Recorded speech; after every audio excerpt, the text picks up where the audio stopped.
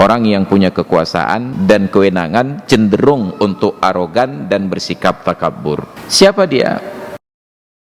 Tapi sudah dibatasi 2 periode, masih minta 3 periode. Itu jadi masalah lagi. Ini anomali tabiat manusia. Kalau sudah berkuasa, ingin melanggengkan kekuasaan. Karena politik kita tidak mengajarkan jalan turun, hanya mengajarkan jalan untuk naik. Kekuasaan seorang pemimpin ada di ujung jari setiap rakyat. Karena rakyat memilih dia, maka jadilah penguasa. Dan itu harus diulang setiap 5 tahun. Ternyata penguasa lupa siapa yang memilihnya, dan rakyat pun lupa siapa yang telah menzaliminya. Nanti terulang lagi. Maka ada keuntungan dari sifat lupa tersebut. Tapi kenyataannya karena lupa, banyak penguasa di daerah yang mereka lebih menjaga kepentingan penguasa di atasnya daripada orang yang telah memberikan kekuasaan kepadanya. Maka nauzubillah. Kalau nanti kita berdebat bagaimana mungkin ada manusia di akhir zaman patuh dan manut kepada Dajjal, padahal nyata-nyata di keningnya itu tertulis kafir. Zaman sekarang saja sudah membuktikan, hanya dengan sedikit kekuasaan yang belum seperti Dajjal kita menjadi manut dan penurut saja. Ilmu tanyo benar, amai tanyo benar, kure tanyo benar, ngak selamat dunia akhirat. Tidakkah engkau perhatikan kepada orang yang berdebat dengan Nabi Ibrahim tentang Tuhannya? Kenapa dia berani berdebat? An atahul mulka, karena Allah telah memberikan kekuasaan kepadanya. Orang yang punya kekuasaan dan kewenangan cenderung untuk arogan dan bersikap takabur. Siapa dia? Namrus bin Kan'an bin Kush bin Sam bin Nuh, keturunan yang kelima dari Nabi Nuh alaihissalam. Ya. Namrus menggunakan huruf dzal, tetapi lidah kita menggunakan huruf dal, Namrud. Padahal Namrus bin Kan'an bin Kush bin Sam bin Nuh. Kata Mujahid, wa malakud dunya masyariquha wa magharibiha arba'atun. Raja dunia timur dan barat itu ada 4. Mu'minani wa kafirani. Ada 2 orang yang mukmin dan ada 2 orang yang kafir. Fal mu'minani, adapun 2 orang mukmin yang menjadi raja dunia timur dan barat. Yang pertama Sulaiman bin Daud, menguasai timur dan barat, bahkan lebih menguasai jin dan manusia. Wa Dzulqarnaini, dan Dzulqarnain. Ketika ditelusuri dalam situs-situs sejarah, didapati bahwa Dzulqarnain yang kita sebut dengan nama Iskandar ternyata adalah Raja Romawi Alexander the Great. Iskandar Dzulqarnain. Itu menjadi sebuah ilustrasi, gambaran bagi kita. Tidak tertutup kemungkinan bahwa ahli-ahli filsafat yang kita kenal di Yunani tersebut boleh jadi berada pada derajat beriman, bahkan naik pada derajat Nabi. Ada kemungkinan, karena Nabi 124.000 dan tidak semuanya itu ada di Arab. Boleh jadi demikian. Wal kafirani, dan ada 2 orang yang kafir, Namrus bin Kan'an dan yang kedua Bukhtunassar. Bukhtunassar ini setelah zaman Nabi Sulaiman alaihissalam, yang melalui tangannya Allah Ta'ala musnahkan kekuasaan orang-orang Yahudi di masa lalu. Ada Bukhtunassar namanya.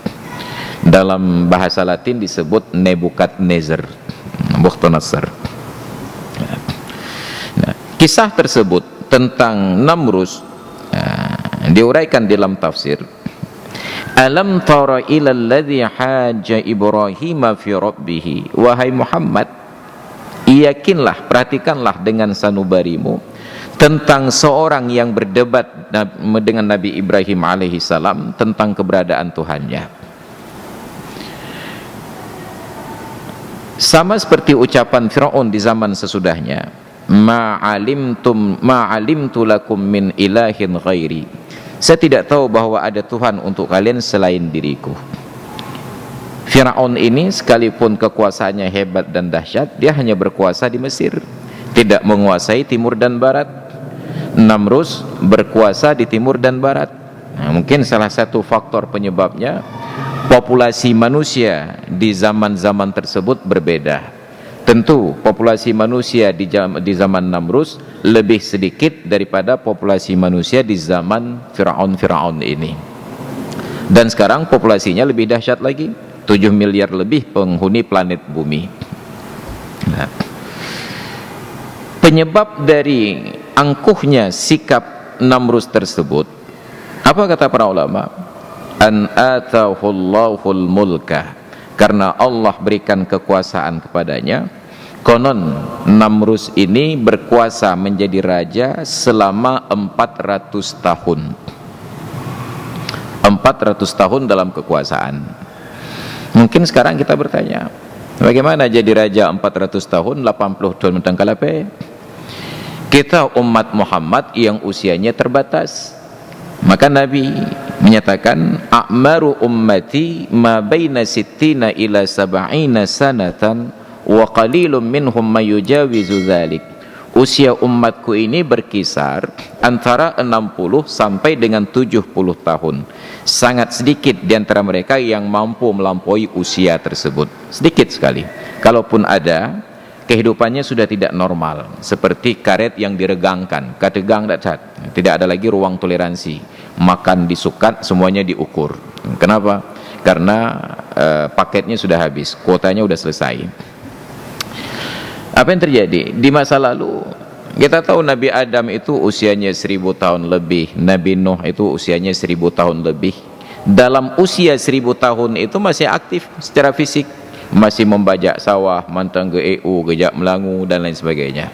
Kita kalaupun ada usia 100 tahun mendekati, itu rata-rata dihabiskan di atas ranjang. Mereka dulu masih sigap, masih tegap badannya. Keberkahan di masa lalu.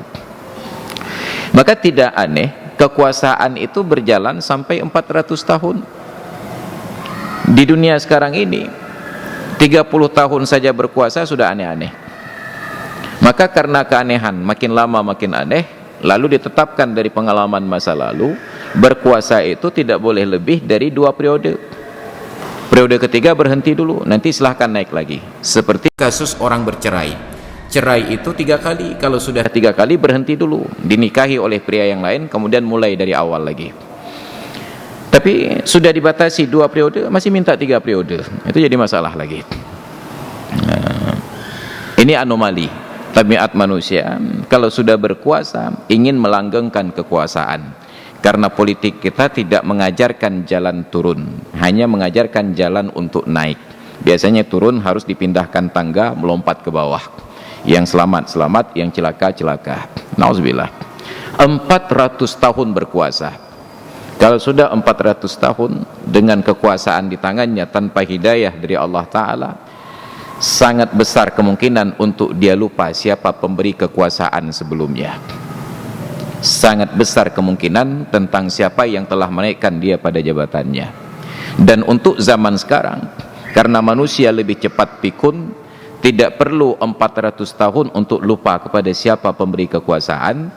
Hanya setahun berkuasa sudah lupa kepada siapa yang memberikan kekuasaan. Padahal dalam dunia demokrasi, kekuasaan seorang pemimpin ada di ujung jari setiap rakyat. Karena rakyat memilih dia, maka jadilah penguasa. Dan itu harus diulang setiap 5 tahun. Ternyata penguasa lupa siapa yang memilihnya, dan rakyat pun lupa siapa yang telah menzaliminya. Nanti terulang lagi. Maka ada keuntungan dari sifat lupa tersebut. Ini yang terjadi. Kalaulah penguasa itu bersyukur dan tahu tentang tabiat alam ini, maka sungguh pemimpin setiap kabupaten kota daerah sampai ke tingkat kampung, mereka harus berterima kasih dan melayani kepada pihak yang telah memberikan kekuasaan daripada pihak yang lebih berkuasa di atasnya. Seharusnya demikian. Tapi kenyataannya karena lupa, banyak penguasa di daerah yang mereka lebih menjaga kepentingan penguasa di atasnya daripada orang yang telah memberikan kekuasaan kepadanya. Maka nauzubillah, ini Namrus 400 tahun berkuasa, sangat-sangat mungkin lupa tentang siapa yang telah memberikan nikmat tersebut. Maka di dalam tafsir dinyatakan innahu makatha arba'ami'ati sanatin fi mulkihi, dia berkuasa selama 400 tahun. Walihadza qala, oleh karena itulah Allah katakan dalam ayat tadi, an atahullahul mulka, Allah berikan kekuasaan kepadanya. Ungkapan itu, wa ka'annahu talaba min Ibrahim dalilan ala wujudir Rabb, seolah-olah Namrus menuntut dalil dari Ibrahim tentang keberadaan Tuhan yang diklaim oleh Ibrahim, yang didakwahkan. Apa jawaban Ibrahim? Namrus katakan, saya sudah 400 tahun berkuasa dan pemerintahan ini berjalan dengan baik-baik saja, tidak mungkin ada Tuhan yang berkuasa. Kalau engkau mengklaim bahwa ada Tuhan yang lain selain saya, apa buktinya? 400 tahun hidup baik-baik saja tanpa harus berdoa kepada siapapun, tidak perlu minta perlindungan kepada apapun, dia merasa dirinya lah sebagai Tuhan, enggak mati-mati. Apa jawaban Nabi Ibrahim? Rabbi alladhi yuhyi wa yumit, Tuhanku adalah yang menghidupkan dan yang mematikan. Artinya dalil keberadaan Tuhanku adalah wujudnya, terjadinya semua perkara yang kita saksikan ini sebelumnya tiada, dan ketiadaannya setelah sebelumnya ada. Kita melihat ada bayi yang lahir dari ketiadaan menjadi wujud, ada bayi lahir membesar, setelah besar meninggal mati. Yang menghidupkan dan mematikan itulah dalil keberadaan Tuhanku. Apa jawaban Namrus? Oh, kalau sebatas menghidupkan dan mematikan dalil keberadaan Tuhan, yang kedua Tuhan, ana uhyi wa umit, saya yang menghidupkan dan saya yang mematikan.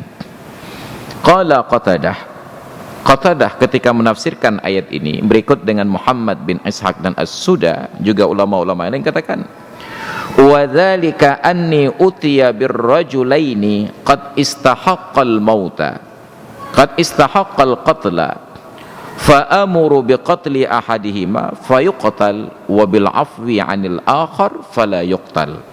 Kata Namrus, kalau dalil keberadaan Tuhan hanya tentang menghidupkan dan mematikan, saya punya kemampuan tersebut. Apa yang terjadi? Yang sering berkembang di dalam cerita-cerita, dalam ceramah-ceramah, Namrus panggil dua orang pengawalnya, satu dieksekusi, dipancung mati, dan satu dibiarkan hidup. Tapi kata para ahli tafsir, bukan begitu peristiwanya. Peristiwanya adalah bahwa Namrus datangkan dua orang pelaku kriminal, dan dua-duanya itu oleh pengadilan sudah divonis hukuman mati bil i'dam. Ada kewenangan pada pemimpin, gerasi dan lain sebagainya. Nah, kedua-duanya istahaqqal qatlah, sudah berhak untuk dieksekusi mati. Fa amara biqatli ahadihima, maka kata Namrus, datangkan kedua orang tersangka tersebut yang sudah sepatutnya dihukum mati, eksekusi salah satunya. Wa bil afwi 'anil akhar fala yuqtal, yang seorang lagi juga sudah sepatutnya dihukum mati tapi diberikan gerasi, tidak jadi dieksekusi. Fadzalika ma'nal ihya wal imatah, itulah yang dipahami oleh Namrus dengan makna menghidupkan dan mematikan. Nabi Ibrahim tidak ingin berdebat pada hal-hal yang di dalam jangkauan Firaun. Kalau masih berbicara tentang menghidupkan dan mematikan, sekalipun itu salah dipahami dari sisi bahasa oleh Namrus, karena menghidupkan bukan membiarkan hidup. Berbeda arti menghidupkan dengan membiarkan hidup. Tapi jangankan Namrus di masa lalu, bahkan kita di masa sekarang ini tidak mampu membedakan antara menghidupkan dengan bukan menghidupkan.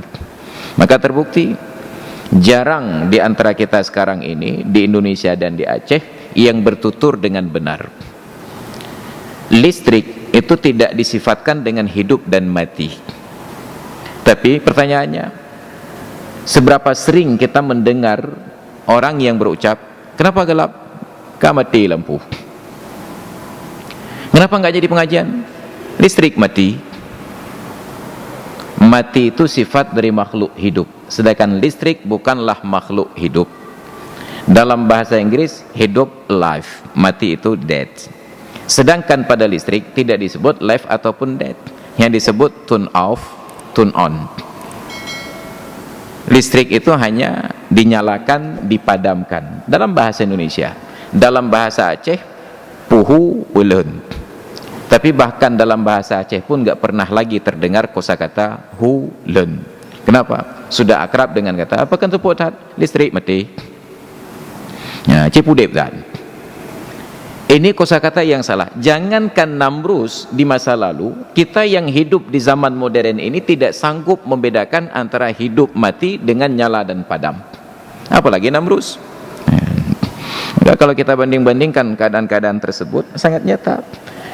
Kalau nanti kita berdebat bagaimana mungkin ada manusia di akhir zaman patuh dan manut kepada Dajjal, padahal nyata-nyata di keningnya itu tertulis kafir. Zaman sekarang saja sudah membuktikan, hanya dengan sedikit kekuasaan yang belum seperti Dajjal kita menjadi manut dan penurut saja. Ilustrasi kehidupan kita sekarang menjadi miniatur dari peristiwa di masa lalu dan di masa yang akan datang. Karena itu adalah hukum alam. Maka biasakan bertutur dengan baik dan benar agar kita tidak menjadi Namrus-Namrus berikutnya. Listrik padam dan nyala, lampu hu dengan len, bukan hidup dan mati. Maka Nabi Ibrahim beralih. Apa kata beliau? Fa innallaha ya'ti bisyamsi minal masyriq. Oke, kamu sanggup menghidupkan dan matikan, tapi Allah Tuhanku itu menjalankan matahari dari timur. Fa'ti biha minal maghrib. Maka kalau benar engkau Tuhan yang selama ini aku sembah, coba balik sekali saja, matahari itu datangkan dari barat. Sehebat apapun raja yang berkuasa sampai hari kiamat, tidak punya kewenangan pada jagat raya. Mereka tidak mampu membolak-balik matahari. Jangankan matahari, bahkan bulan yang terdekat tidak mampu mereka geser dari orbitnya. Fabuhital ladzi kafar. Maka terdiam membisulah orang yang kufur ini. Terdiam dan membisu. Kalau ada orang sekedar diam, itu disifatkan dengan kata sakata, diam. Tapi ketika disebutkan buhita, itu terdiam sampai orang yang menantangnya bubar, tidak mampu berbicara sepatah kata pun, seolah-olah dia menjadi bisu. Saking beratnya hujjah yang diberikan oleh Nabi Ibrahim alaihissalam. Maka kemampuan untuk berdebat, berdiskusi, membalas dengan dalil-dalil yang akurat, dalil-dalil yang bisa membungkam lawan, itu adalah unsur dakwah yang paling hebat yang dimiliki oleh para mubaligh di masa lalu sampai sekarang.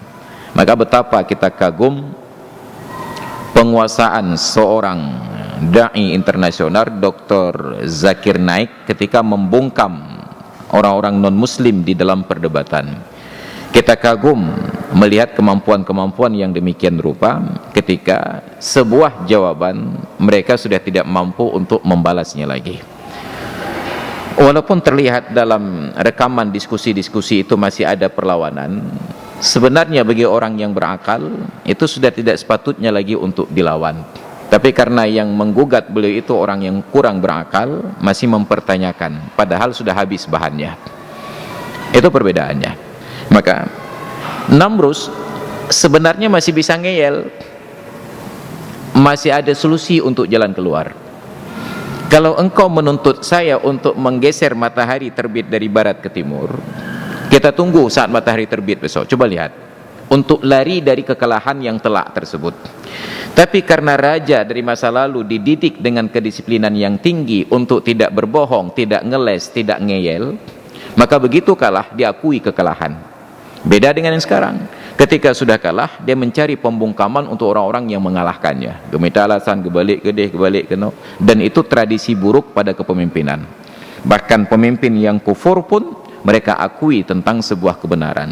Maka kita diingatkan tentang peristiwa ketika Raja Romawi Kaisar Heraklius berhadapan dengan Abu Sufyan di Suriah. Suriah itu wilayah kekuasaan Romawi di masa lalu, maka ada situs-situs Romawi, Aleppo dan lain sebagainya. Ketika datang, dia bertanya kepada intelijennya, ajudan-ajudannya, datangkan kepadaku seorang yang berasal dari kampung tempat pria yang mengaku diri sebagai nabi tersebut. Dan di situ ada orang-orang Mekah yang datang berdagang di musim panas dan musim dingin. Maka dicarilah orang yang datang dari Mekah, dan semua pedagang dari Mekah menunjukkan wakil mereka, Abu Sufyan. Dihadirkan Abu Sufyan di dalam majelis raja. Ditanya oleh raja ini, pria yang bernama Muhammad yang mengaku nabi yang berasal dari kampungmu itu, saya ingin tahu beberapa perkara. Apakah nenek moyangnya di masa lalu pernah menjadi raja, penguasa? Yang kedua, apakah Muhammad yang mengaku nabi ini pernah berdusta kepada kalian? Yang ketiga, apakah Muhammad yang mengaku nabi ini akhlaknya di antara kalian akhlak terpuji ataukah akhlak yang buruk? Sampai seterusnya. Apa kata Abu Sufyan? Cerita ini dihikayatkan kembali oleh beliau setelah menjadi muslim, setelah masuk Islam. Kata Abu Sufyan, kalaulah bukan karena malu untuk berbohong dalam kapasitas saya sebagai pemimpin orang Quraisy yang sedang merantau ke luar negeri, maka sungguh saya akan memberikan jawaban yang bohong kepada Kaisar Heraklius. Tapi karena malu untuk berbohong, saya jawab kebenarannya. Muhammad bukanlah keturunan para raja dan tidak pernah ada raja dari nenek moyangnya. Muhammad tidak pernah berbohong kepada kami sepatah kata pun selama hidupnya.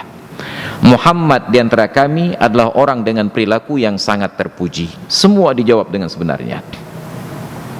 Dicerna dengan baik oleh Kaisar Heraklius. Di ujung pembicaraan, apa kata Kaisar ini? Lau kana kama qulta, kalaulah benar Muhammad sebagaimana yang telah engkau sampaikan, maka sungguh suatu saat dia akan berkuasa di atas bumi yang aku berpijak di atasnya. Yang Suriah, Syam, negeri itu waktu itu berada di bawah kekuasaan Romawi, akan menjadi tempat kekuasaan Muhammad. Lau kana Muhammadun kama qulta. Ini gambaran dari masa lalu tentang dua perkara.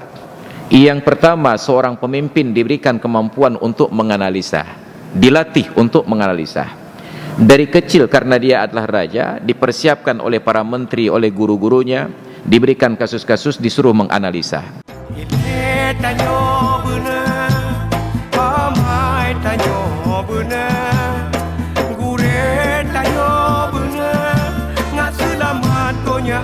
Akhirat